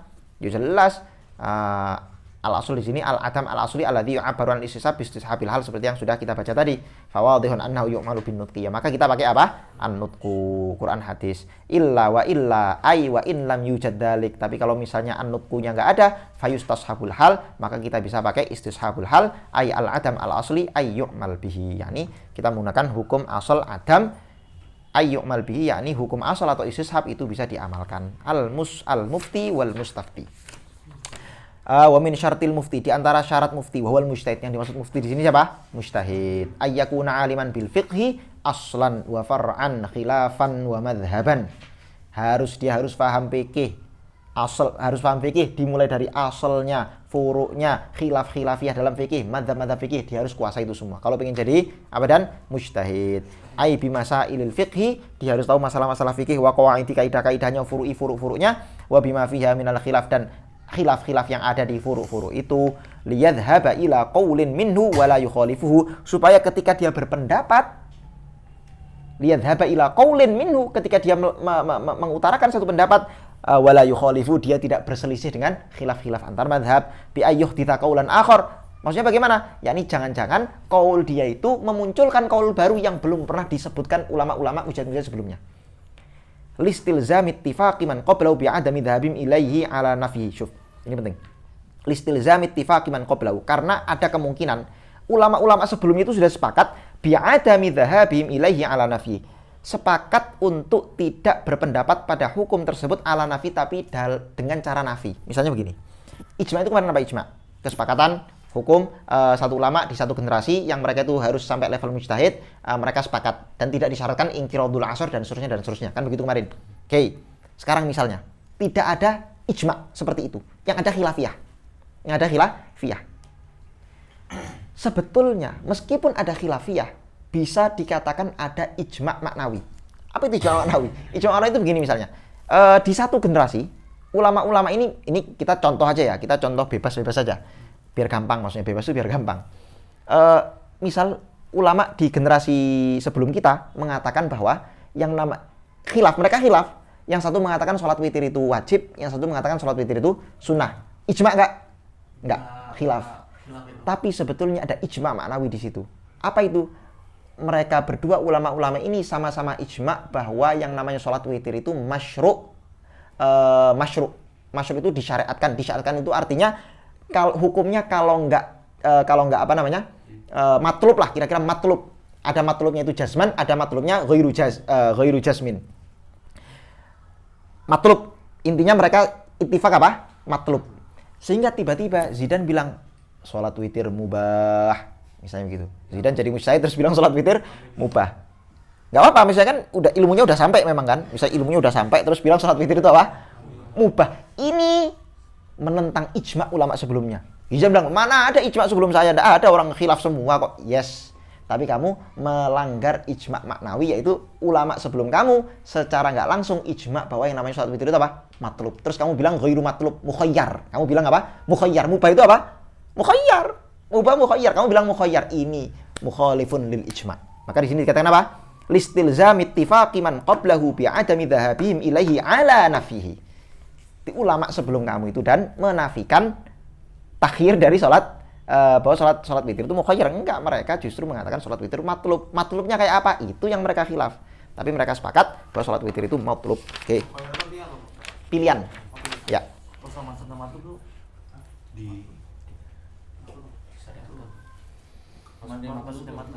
Maksudnya matlub itu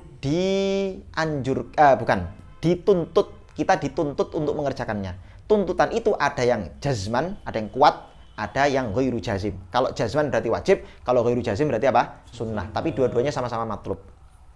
Wa yakuna kamilal alati fil ijtihad. Nah, yang namanya orang mau jadi mujtahid dia harus menguasai ilmu-ilmu alat.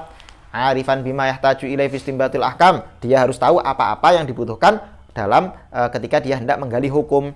Minan nahwi, misalnya nahwu, wal lughati, lughah, ma'rifatir rijali war arrawin, mengetahui perawi-perawi, rijal-rijal hadis, lil akhbar, liyakhudha bi riwayatil maqbul, supaya nanti jangan sampai ketika dia sudah mau ijtihad ngambil dari perawi-perawi dhaif, dunal marjuh, harus ngambil dari yang maqbul, bukan perawi-perawi yang marjuh. Wa tafsirul ayatil waridatil fil ahkam, juga dia harus tahu majruh, jaroha. Jaroha. Kalau marjuh ya secara makna ya jane yes, enggak. Wa tafsirul ayatil waridati fil ahkam. Kemudian mentafsiri, harus tahu tafsir ayat-ayat yang kaitannya sama hukum, wal akhbaril waridati fiha, dan khobar-khobar ini hadis-hadis hukum. Harus tahu ayatul ahkam dan tahu ahaditsul ahkam. Liwafiqa dzalika fi ijtihadi, supaya hukum yang mau dia sampaikan itu tidak bertentangan dengan ayatul ahkam dan tidak bertentangan dengan ahadisul ahkam. wala yukhalifuhu, dan dia tidak bertentangan, wa ma dzakarahu min qawlihi 'arifan ila akhirih min jumlati alatil ijtihad, dan apa yang beliau sebutkan min qawlihi 'arifan, dimulai dari kata-kata 'arifan, mana tadi 'arifan? Nah, mulai dari ayyakuna 'arifan bil fiqhi aslan wa far'an, semua itu tadi sampai terakhir ini tadi itu disebut apa? Alatul ijtihad. Semua itu adalah alat apa? Sarana prasarana orang kalau mau ijtihad jadi mujtahid. Nah, dihafalkan dan dipelajari semua nih besok satu-satu nih ya. Nah, 1 tahun jadi jarah wa ta'til, jarah wa ta'til. Langsung bikin grup WA Darul Ifta Bekasi. Wa minha ma'rifatu biqawaidil usul wa ghairi dzalik, dia juga harus mengetahui kaidah-kaidah usul dan yang lain-lain. Wa min syartil mustafti, kalau syaratnya mustafti itu apa? Mustafti itu orang yang minta fatwa. Kalau mufti itu yang berfatwa, kalau mustafti yang minta fatwa. Syaratnya mustafti itu apa? Ayyakuna min ahli taqlid. Nah, ini. Orang kalau mau minta fatwa itu dia harus orang yang memang betul-betul ahli taklid, nggak layak jadi mujtahid. Kenapa? Karena kalau orang sudah layak jadi mujtahid nggak boleh minta fatwa ke orang lain, dia wajib ijtihad sendiri. Nggak enak kan? Nggak enak jadi muqallid kan. Fayuqallidul mufti. Yes. Kalau orang sudah orang kalau sudah sampai derajat mujtahid dia wajib berijtihad. Nggak boleh nggak berijtihad. Tentu saja kalau mujtahidnya mujtahid mutlak. Wa min syartil mustafti ayyakuna min ahli taqlid fayuqallidul muftiya fil futya, sehingga dia boleh taklid kepada seorang mufti fil futya dalam masalah fatwa. Fa in lam yakun asy-syakhsu min ahli taqlid, kalau orang itu bukan orang yang layak atau bukan orang yang masuk kategori orang yang bertaklid, orang yang layak bertaklid, bi angkana min ahli ijtihad, misalnya dia ahli ijtihad, falaisa lahu ayyastaftiya, dia enggak boleh apa? Minta fatwa, kama qala walaisa lil alim, sebagaimana beliau mengatakan, yakni Syekh Imam Haramain mengatakan, kama walaisa lil alim ay al mujtahid, seorang alim yakni seorang mujtahid enggak boleh ayyuqallida, enggak boleh taklid litamakunihi minal ijtihad, karena dia mampu ijtihad. At-taqlid wal ijtihad, taklid dan ijtihad. At-taqlid itu apa? Qabulu qaulil qail bila hujjah. Kalau kamu menerima ucapannya orang lain tanpa argumen, yes, percaya saya, oke, percaya, bismillah, sam'an wa ta'atan, itu namanya taklid. Yadhkuruha, tanpa hujjah, tanpa argumen yang disebutkan. Fa'ala hadza qabulu qaulin nabi sallallahu alaihi wasallam fima yadhkuruhu minal ahkam la yusamma taklidan. Nah, oleh karena itu mengikuti sabda Nabi itu nggak bisa dikatakan taklid. Kenapa? Karena sabda Nabi sendiri itu hujjah masalahnya. Kan tadi dikatakan taklid itu menerima ucapan orang lain tanpa hujjah, tanpa argumen. Lah kalau nerima ucapan kita, nerima sabda Nabi, pakai hujjah nggak? Ya nggak perlu. Karena sabda Nabi sendiri itu sudah hujjah, itulah dalil. Wa minhum man qala at-taqlid qabulu qaulil qail wa anta la tadri man min aina qalahu. Ada yang mengatakan taklid itu definisinya adalah kamu menerima ucapan orang lain, pendapat orang lain, dan kamu tidak tahu dari mana orang itu mendapatkan hukum tersebut. Aila ta'lam ma khadahu fi dzalik, kamu nggak tahu itu nukil dari kitab apa, cara istinbatnya bagaimana, dan seterusnya dan seterusnya. Fa in qulna inna nabina, ini ada khilaf. Para ulama mengatakan, jumhur ulama mengatakan bahwa Nabi itu tidak berijtihad. Nabi itu tidak berijtihad. Wa ma yantiqu 'anil hawa in huwa illa wahyu yuha. Itu pendapat jumhur. Tapi ada sebagian ulama yang mengatakan bahwa Nabi itu berijtihad. Nabi itu apa? Berijtihad. Buktinya apa? Buktinya di beberapa keadaan Nabi itu minta pendapat sahabat-sahabatnya. Minta pendapat sahabatnya. Bagaimana menurutmu? Bagaimana menurutmu? Bahkan ada seorang sahabat yang tanya, wahai Nabi, ketika kalau saya nggak salah perang Khandaq itu, wahai Nabi, ini strategi yang mau engkau jalankan, ini strategi wahyu dari Allah atau pendapatmu? Nabi jawab, ini pendapatku. Oh, Nabi, saya punya usul, saya punya pendapat yang lebih bagus. Apa pendapatmu? Gali parit segala macam. Akhirnya usulnya sahabat itu yang diterima oleh Nabi. Dalil ini menjadi dalil kuat bahwa yang namanya Nabi itu juga berijtihad. Maksudnya dalil kuat itu dalil kuat menurut orang yang berpendapat demikian. Tentu saja menurut jumhur tidak, karena nanti banyak takwil dan banyak perdebatan dalam masalah ini. Oke. Kita di sini cuman ini aja, kira-kira tahu alur pembahasannya kemana, gitu aja udah cukup. Fa in qulna innan nabi sallallahu alaihi wasallam kana yaqulu bil qiyas. Kalau kita mengatakan bahwa Nabi itu juga melakukan qiyas, itu artinya berarti Nabi kan ijtihad kan? Kalau sudah qiyas berarti kan ijtihad dong, enggak dari nas. Bi ayyajtahida fa yajuzu ayyusamma qabulu qawlihi taqlidan. Maka kita boleh mengatakan kalau kita menerima sabda Nabi tanpa kita tahu hujahnya itu disebut apa? Taklid. Lihtimali ayyakuna an ijtihadin, karena boleh jadi sabda Nabi itu dari ijtihad. Wa in qulna innahu la yajtahid wa inna ma yaqulu an wahyin. Tapi kita wa in qulna meskipun kita, yakni kita ini mazhab Syafi'i dan Ahlussunnah wal Jamaah, kulna kita berpendapat innahu la yastahid, Nabi itu tidak mungkin beristihad, wa inna ma yaqulu an wahyin, Nabi apa yang diucapkan Nabi disabdakan Nabi pasti dari wahyu, wa ma yantiqu anil hawa in huwa illa wahyu yuha, apa yang disampaikan Nabi itu tidak mungkin dari hawa, in huwa illa wahyu yuha. Fala yusamma qabulu qauli taqlidan, maka siapapun yang menerima sabda Nabi tanpa diperiksa terlebih dahulu tidak bisa disebut taklid listinadi ilal wahyi, karena otomatis langsung tersambung kepada wahyu. Wa amal ijtihadu fa huwa badlul, ijtihad itu apa ijtihad? Ijtihad adalah badlul wus'i fi bulughil ghardi. Kamu mengerahkan segenap kemampuanmu untuk mencapai satu tujuan tertentu. Kalau misalnya Rizky mengeluarkan segenap kemampuannya untuk belajar, untuk mencapai tujuan LC, maka Rizky dikatakan huwa rojulun atau talibun mujtahidun. Nah, secara bahasa layak dikatakan demikian, tapi secara istilah fuqaha ya tentu tidak layak, karena mujtahid, maksudnya fuqaha itu apa, Riz? Imam Syafi'i. Mujtahidnya bukan Imam Syafi'i. Nah. Oke. Bulughil ghardi al-maqsudi minal ilmi liyahsula lahu. Jadi mengerahkan segenap kemampuannya untuk sampai kepada tujuan. Apa tujuannya? Tujuan itu apa? Tentu saja tujuannya kalau dalam mustalah fikih mustalah fuqaha bukan dapat LC, tapi apa? Al-maqsud minal ilmi. Ilmu, satu pengetahuan. Liyahsula lahu, yang ingin ia capai. Fal mujtahid in kana kamilal alati fil ijtihad kama taqaddam bi an ijtahada fil furu' wa asaba falahu ajran. Masyaallah. Mujtahid, kalau ada seorang mujtahid yang punya alat-alat beristihad, punya sarana-sarana beristihad lengkap, sempurna, kemudian dia melakukan istihad, melakukan penggalian hukum, ternyata keliru. Bi an ijtahada fil furu' benar. Bi an ijtahada fil furu'. Dia istihad dalam masalah furu' fa asaba, terus benar istihadnya. Falahu ajran. Dia dapat 2 pahala. Ala istihadihi wa isobatihi. Pahala itu yang pertama didapat dari, pertama dia sudah beristihad, mengerahkan segenap kemampuan, plus nilai plus dari kebenaran yang dia hasilkan. Wa in ijtahada fiha wa akhta'a falahu ajrun wahid. Tapi kalau ternyata dia istihad keliru, maka bagaimana? Apakah dia dosa? Enggak, tetap dapat 1 pahala. Ala ijtihadihi. Pahala dari mana? Ya dari istihadnya, karena dia sudah capek-capek gali hukum, enggak ngawur. Kecuali kalau orang-orang yang cuman ngaku-ngaku mujtahid padahal dia nggak layak beristihad. Wa sayati dalilu dzalik, dalilnya nanti akan datang. Tapi kesalahannya nggak jadi dosa. Nggak jadi dosa. Wa minhum man qala kullu mujtahidin fil furu' musibun. Gimana kalau ada orang bilang bahwa setiap mujtahid dalam masalah furu' itu benar? Imam Syafi'i benar, pendapatnya Imam Hanafi benar, pendapatnya Imam Malik benar, pendapatnya Imam Ahmad benar. Lah itu gimana tuh? Padahal tadi kan sabdanya mengatakan apa? Dalilnya mengatakan inistahada wa akhta'a, dan keliru. Berarti kan ada kemungkinan keliru. Tapi kenapa kok ada ulama yang mengatakan pokoknya semua mujtahid dalam furu' itu benar semua? Kenapa kok bisa begitu? Ini perlu kita pahami, makna kalimat ini itu tidak bisa dipahami secara zahir. Binaan ala anna hukmallahi ta'ala fi haqqihi wa haqqi muqallidihi ma adda ilaihi ijtihaduh. Begini. Setiap seorang muslim itu sudah diwajibkan untuk mengikuti perintah Allah walau 'ala dhon. Walau 'ala dhon. Seorang muslim itu sudah dibebani syariat, sudah mukallaf, sudah dibebani syariat dan sah sah ibadahnya bimujarradid dhon. Cukup dengan dhon itu sudah menyebabkan dia wajib melakukan itu.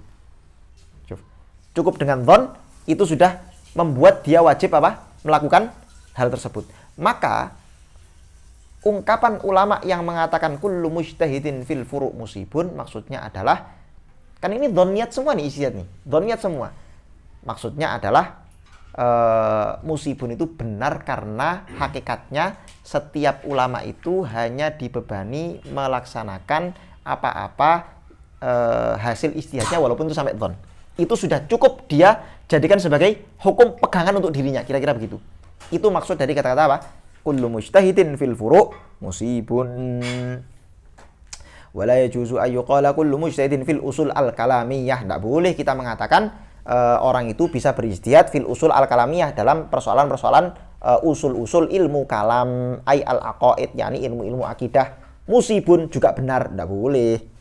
Nah, kalau mujtahid dalam masalah usul usul ilmu aqaid dikatakan benar, ya nanti akhirnya Mu'tazilah benar, kemudian Syiah benar, kemudian itu mujtahid semua, itu mujtahid semua. Tidak boleh. Hanya dalam furu' fikih saja. Kalau usul kalamiah tidak boleh. Li anna dzalik yuaddi ila taswibi ahli dhalalah, karena itu bisa berefek, berkonsekuensi pada apa? Membenarkan seluruh aliran-aliran sesat minan Nasara, bahkan Nasrani pun dibenarkan. Ya, fi qaulihim bitatslits, di mana mereka beristihad kemudian menghasilkan istihad apa? Tuhan itu ada 3, trinitas. Wal majus, orang Majusi, fi qaulihim bil aslain lil alam, orang Majusi yang mengatakan alam semesta itu asalnya 2, tercipta dari 2 hal. Apa itu? An-nur wa dzulmah. Jadi asalnya alam semesta itu dari cahaya dan kegelapan. Di mana cahaya dan kegelapan ini qadim menurut mereka. Nah, kemudian jadilah alam semesta. Wal kuffar, dan orang-orang kafir, fi nafyihim at-tauhid wa bi'atsatar rusul wal ma'adi fil akhirah, dan juga orang-orang kafir yang beristihad bahwa agama tauhid itu enggak ada, rasul yang diutus itu enggak ada, hari akhirat itu enggak ada, ma'ad, hari pembalasan itu enggak ada, wal mulhidin, juga seolah kita membenarkan mulhidin. Cuman mulhidin di sini ini lebih condong ke Mu'tazilah, bukan orang ateis.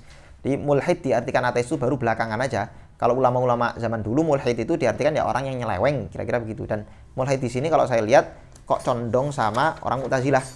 Fi nafihim sifatillahi ta'ala kal kalam. Nah, karena orang Mu'tazilah itu menafikan sifat kalam. Mu'tazilah mengatakan kalamullah itu bukan sifat Allah, kalamullah itu makhluk, jadi diciptakan sama Allah. Yang namanya kalamullah itu terbuat dari lafaz dan tersusun dari lafaz dan suara, dan itu makhluk diciptakan sama Allah. Wa khalqihi af'alal ibad. Orang Mu'tazilah juga mengatakan bahwa Allah itu menciptakan perbuatan manusia. Artinya perbuatan manusia itu diciptakan Allah, bukan manusia itu bukan terus digerakkan Allah, enggak, tapi diciptakan. Jadi Allah menciptakan perbuatan, jadi seolah-olah perbuatan itu bisa bergerak sendiri. Wa kaunihi mar'iyan fil akhirah wa ghairi dzalik. Dan menafikan apa? Enggak.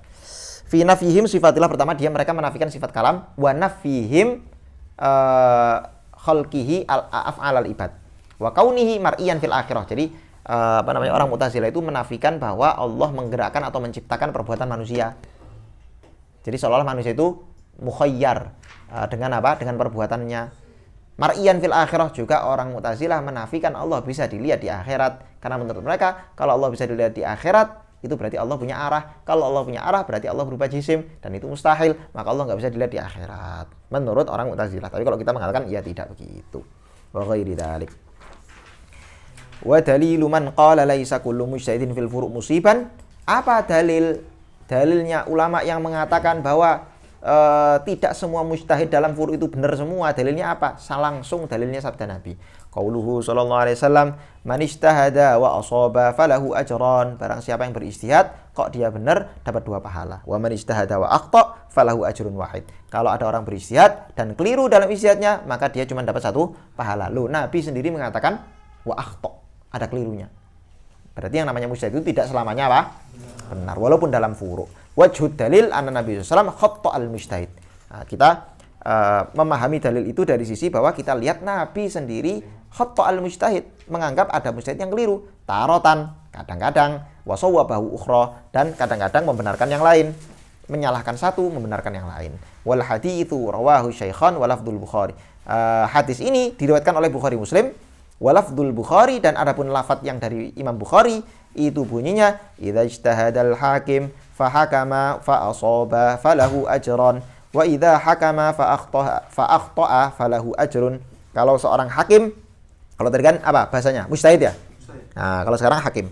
Kalau seorang hakim beristihad kemudian dia menghukumi sesuatu fa asaba benar, falahu ajran, dapat 2 pahala. Wa idza hakama, kok dia menghukumi sesuatu fa akhta'a, keliru, falahu ajrun. Jadi walaupun dianggap misalnya melanggar etis, ya tetap dapat 1 pahala. Allahu a'lam. Oke. Ada yang mau ditanyakan? Ini Bang, yang soal apa?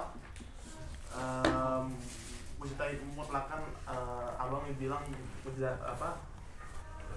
mujtahid mutlak itu apa namanya yang berdosa itu yang pernah Abang bilang, maksudnya kalau mujtahid mutlak tidak bisa menanggung tanggung jawabnya, ntar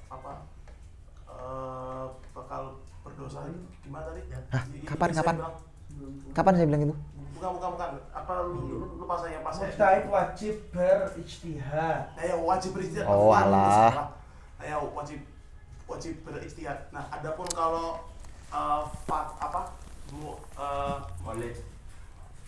Muqallid hadis atau hadis. mufasir atau mutakalim atau faqih, nah itu bagaimana Bang? Tetap juga ada tanggungan berijtihad kan mereka juga Ya. masih mendalami usul fikih Bang. Gini ya, mujtahid itu tidak harus dalam fikih. Bisa jadi mujtahid itu di dalam usul, bisa jadi mujtahid itu nanti di dalam.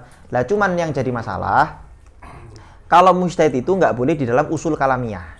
Jadi usul-usul aqaid itu nggak boleh khilaf di situ. Karena usul aqaid itu maklum minaddin bid-darurah. Sehingga nggak boleh ada khilaf di situ. Tapi kalau sudah masuk furu' aqaid itu boleh. Sehingga sebetulnya ijtihad itu bisa di bab akidah asal nggak usul, bisa di bab fikih dan juga bisa di bab akhlak. Nggak harus fikih. Ya. Nah, kita dibahas di podcast. Ya. Kalau ada pun muhadis juga sama Gimana? atau mufasir wajib berijtihad juga kalau dihadapkan suatu masalah seorang. Duh, kalau bukan ranahnya ya nggak wajib lah, nggak boleh bahkan. Gimana dia mau ijtihad kalau itu bukan ranahnya? Misal ulama hadis dan dia belum tahu fikih misalnya. Padahal namanya muhadis pasti mendalami fikih dan usul fikih. Enggak juga. Enggak mesti. Maksudnya dua hal yang berbeda. Kecuali kalau emang muhadisnya itu ya kayak Imam Ibnu Hajar lah, itu jelas. Udah pasti. Imam Nawawi muhadis plus faqih, fuqaha. Udah pasti. Faham Rizky? Nggih, sampun nggih. Ya.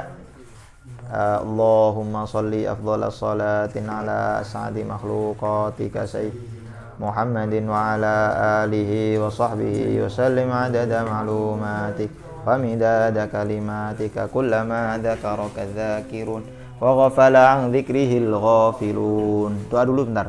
Allahumma sholli wa sallim barik ala sayyidina Muhammad walhamdulillahi rabbil alamin. Alhamdulillahi rabbil alamin. Alhamdulillahi rabbil alamin. Lakal hamdu alal iman, lakal hamdu alal islam, lakal hamdu alal da'wah, lakal hamdu alal ilm, lakal hamdu alal ilm, lakal hamdu alal ilm, lakal hamdu ala sibrikal kabir, lakal hamdu ala kulli ni'am, al-zahirati wal batinah, sabiqati wal lahiqah, ad-dunyawiyatul ukhrawiyah. Allahumma la tada' lana dhanban illa ghafartah, wa la hamman illa farajtah, wa la daynan illa qadaitah, ولا عسيرا إلا يسرته ولا مريضا إلا شفيته ولا حاجة من حوائج الدنيا والآخرة إلا قضيتها ويسرتها يا أرحم الراحمين. اللهم زدنا علما، اللهم زدنا علما، زدنا علما، زدنا علما، زدنا علما، زدنا علما. اللهم زدنا نورا، زدنا نورا، زدنا نورا، زدنا نورا. اللهم زدنا هدى، زدنا هدى، زدنا هدى، زدنا هدى. اللهم زدنا بركة، اللهم زدنا بركة، اللهم زدنا بركة. اللهم زدنا إيمانا ويقينا ومهابة وبرا. صلى الله على سيدنا محمد النبي الأمي وعلى آله وصحبه وبارك وسلم. الحمد لله رب العالمين. الفاتحة. أعوذ بالله من الشيطان الرجيم.